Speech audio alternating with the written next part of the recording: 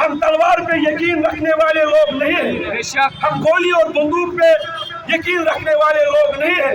ہمارے پیارے نبی صلی اللہ علیہ وسلم نے کائنات کو امن کا پیغام دیا، ہم امن کے پیروکار ہیں، ہم امن چاہتے ہیں، ہم امن و امان سے رہنا چاہتے ہیں۔ یہی پیغام ہمارے پیارے رسول اکرم صلی اللہ علیہ وسلم نے دیا۔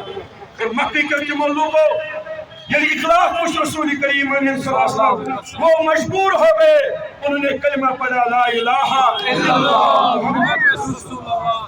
اچھی تمن اخلاقن پر پکنی ضرورت آج اسلامی اخلاقی تعلیم نش دور عام مسلمان گوشتی حتیٰ کہ وقت کے مولویت مستشن ونکس اخلاق نظر گسان کے اوپر سے لے کے نیچے تک اچھو پن پان اخلاق یافت بناؤ۔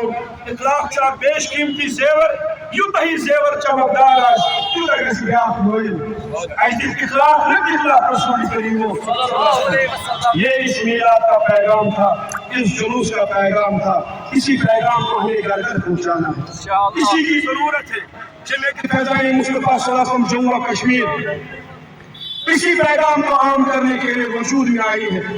یہی کوشش ہم کرتے رہتے ہیں کہ کشمیر میں بھائی چارہ بنا رہے، امن امان بنا رہے، پیار محبت سے ہم رہے، الفت سے ہم رہے، ایک دوسرے کا احترام ہم کرے۔ یہی ہمیں سکھایا ہے پیارے نبی صلی اللہ علیہ وسلم، یہی اللہ کا پیغام ہے، اور اسی کو جمعیت فیضان مصطفیٰ صلی اللہ علیہ وسلم جموں و کشمیر عام کرتے ہیں۔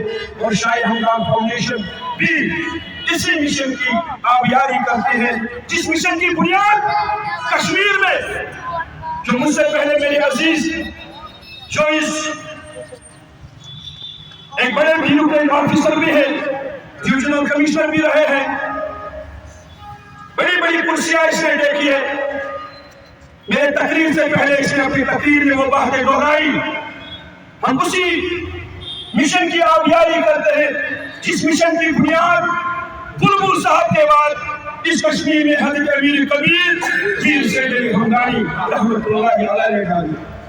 اسی تعلیم کو عام کرنا ہے اور اسی تعلیم کو عام کرنے کی ضرورت ہے تاکہ اس وقت جو مسلمان بہت ساری پریشانیوں میں گرا ہوا ہے، کتنی ساری مصیبتیں پریشانیاں روز بروز ہمیں دیکھنی پڑتی ہے، اگر ہمیں ان پریشانیوں سے نکلنا ہے، ان مصیبتوں سے نکلنا ہے، اپنی آنے والی نسل کو کچھ دینا ہے تو لوٹا اس تعلیم کی طرف جو تعلیم ہمیں کشمیر میں حضرت امیر کبیر پیر سید علی ہمدانی وہ وہی تعلیم ہے جس تعلیم کے لیے اللہ تعالیٰ نے اپنے پیارے محبوب صلی اللہ علیہ وسلم کو اس کائنات میں بھیجا۔ اس لیے میں پر امید ہوں کہ اس جلسے عید میلاد النبی صلی اللہ علیہ وسلم کے جلوس میں جو ہم نے پیغام دیا، جس پیغام کے لیے ہم نکلے تھے، انشاءاللہ اس پیغام کو ہم گھر گھر تک پہنچائیں گے۔ انشاءاللہ۔